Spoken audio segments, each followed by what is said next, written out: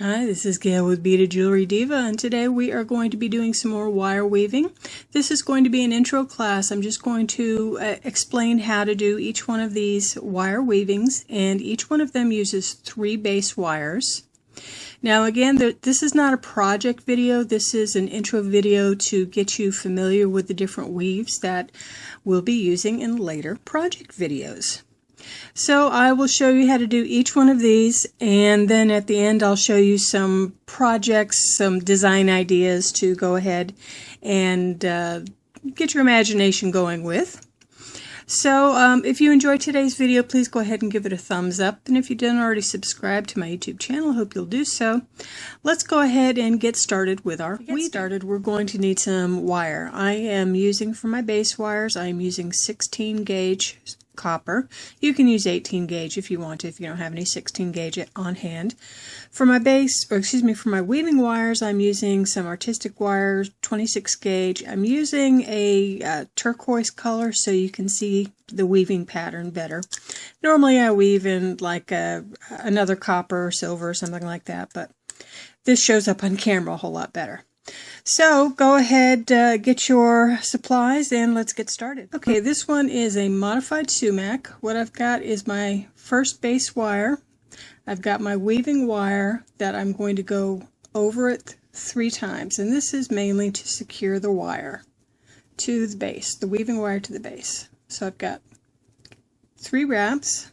Now I'm going to bring in my second base wire, put it slightly underneath, and you can see that this wire is coming over the base wire, or the second wire, and I'm going to come through once. So now you can see that it looks like I have 2 coils around the bottom one. Let's see if we can see that. 2 coils around the bottom one, adding in my next base wire, and I'm going to curve around it. So I've got this. Now I've got my coil coming around to the back. So it's coming around to the back, and I'm going to coil around the middle wire once, twice. So I've got 2 wraps around the middle, and I'm going to come up under the back again, or across the back again to the top. I'm going to wrap it once, and here's the second one coming to the top. So this is what it looks like so far. I'm going to compress this a little bit. Yikes, what a compression. Alright, let's try this again. So I'm coming over the middle wire, and I'm going to wrap it so that it looks like it has 2 coils. Wrap it around the bottom so it looks like it has 2 coils. Over, I guess under the 3 wires, so I'm under and across the back. Wrap it what looks like twice. So I have 2 coils,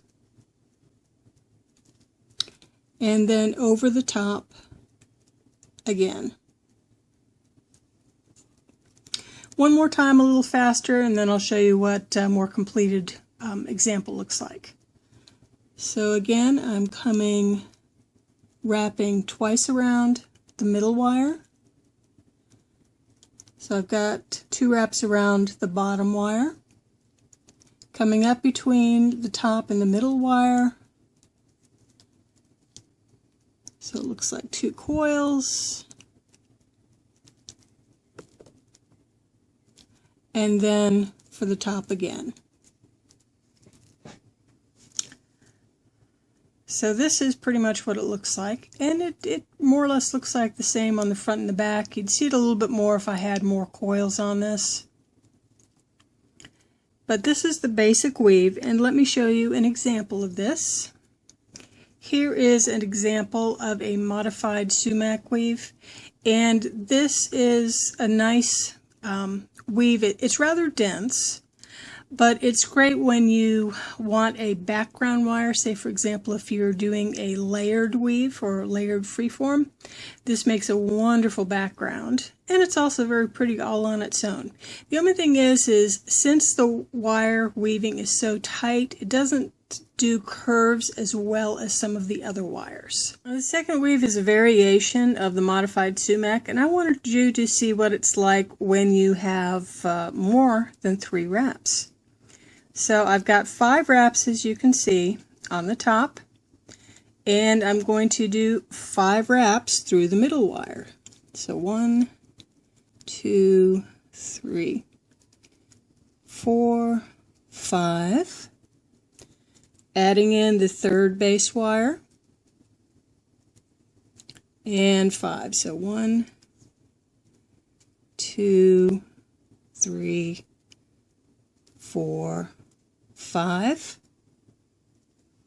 Now I'm going to obviously go back up the same way. So I'm coming to the back, and I'm going to do 5 coils around the middle wire. So 1, 2,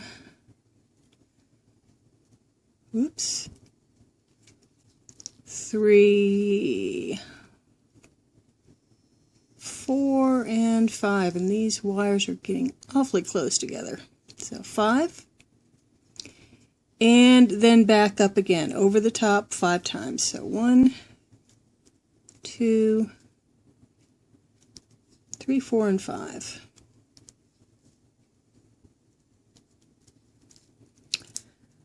So as you can see, using this pattern, you get a lot more wire showing because you've got more width on the coils. So for this one, let me show you an example. Here's one that is made in, I believe I used 16 gauge for the bottom wire and 26 gauge for the weaving wire. So you can see what it looks like with more than 3 coils. Or more than 2 coils. For this next one, what I've done is I've gone ahead and secured my 3 wires with some blue painter's tape, just to make it easier because the wires tend to wiggle around a little bit on this pattern until you get it set. So I wanted you to see a little bit better how it works. So I've got my wire, my 26 gauge wire, and as usual I have about a 3 or 4 inch tail, and I'm going to wrap it around the top about 3 times, and this one is really just to secure it. So there, I've got that.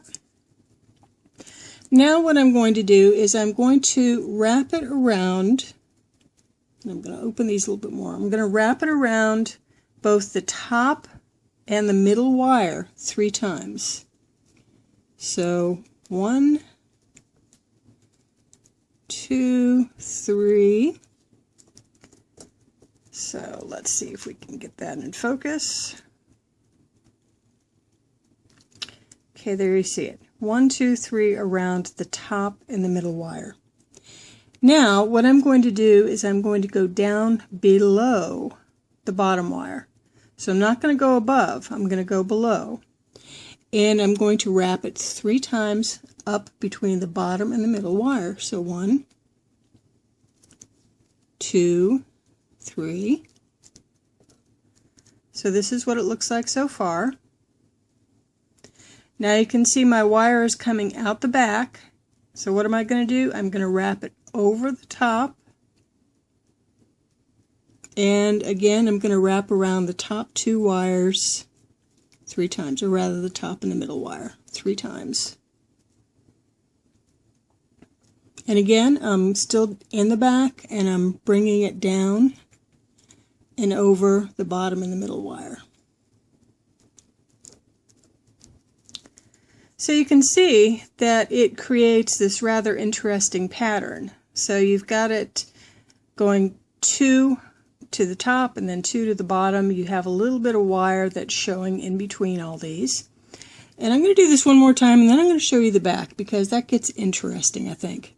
So a little bit faster speed. 1, 2, 3, down to the back. 1, 2, 3. So scooch them in. That's what it looks like on the front. Now on the back, it looks totally different. It looks more like a modified sumac weave. And when you actually go ahead and do a longer length of this, it looks even more interesting, I think. So let me bring you in an example. Okay, this is an example of the weave that I just did. So I had 2 going down from the top and then 2 up from the bottom. So this is the front view, or the view that you have while you're weaving. Here's the back side. And the back side, again, looks more like a modified sumac weave, but I think it has a slightly different texture to it. So this one is a great pattern because whichever side you like better, that's what you can do. So I think that's kind of cool.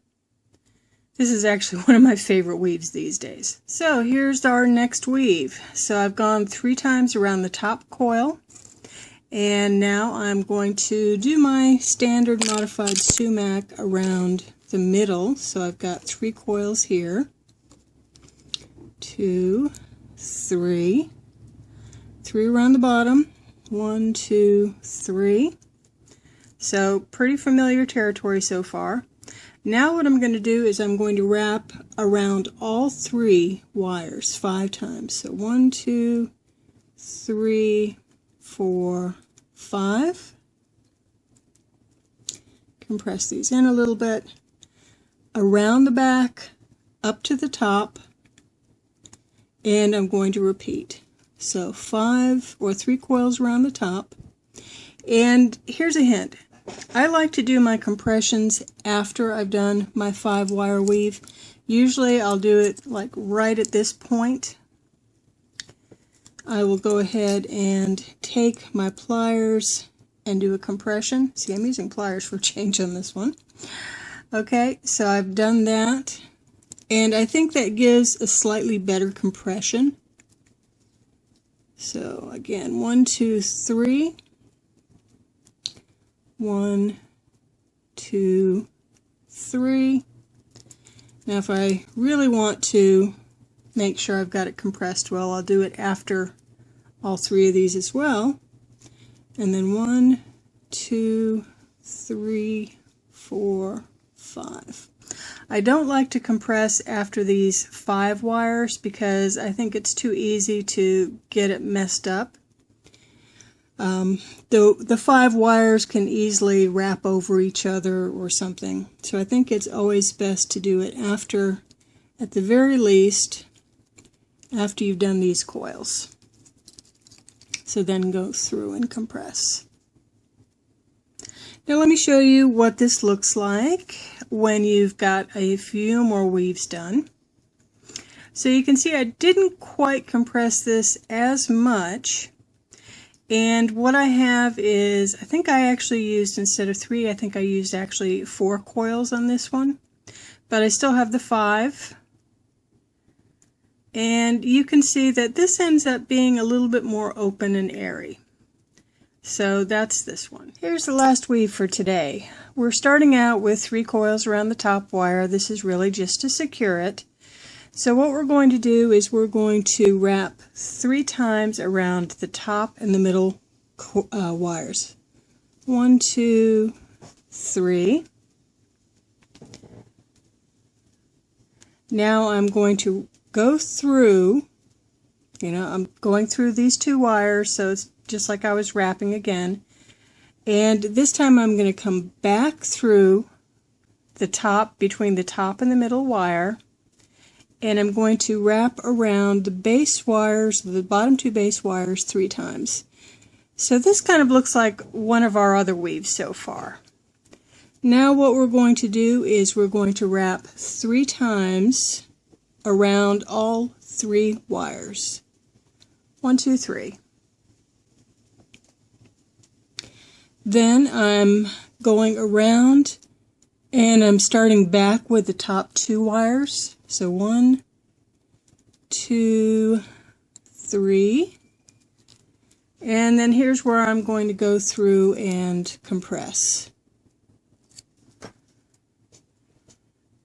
So this is what it looks like so far. So I'm going to go through and do the bottom 3 coils around the bottom 2, then 3 around all 3 wires, and then of course we start up again by having 3 coils around the top 2 wires, coming through between the top and the middle wire, 3 coils around the bottom 2, and at this point I'm going to stop, compress, and then 3 coils around all of them. Here's an example of this weave. So in this particular one I used a 16 gauge base wire and I used a 28 gauge for my weaving wire. So you can see it looks slightly different front versus back, and I like these weaves because you can do it and then you can decide which way you like it better. Now of course I'm going to suggest the same thing that I did for the 2 base wire weaves, and that is to get some sort of little library. Put these on a paper clip, get a huge jump ring, wire them together or whatever, and get yourself a little library, and that way when you're in the middle of doing a project you can decide which one you want for any particular project. You can take a look at the different effects that you get.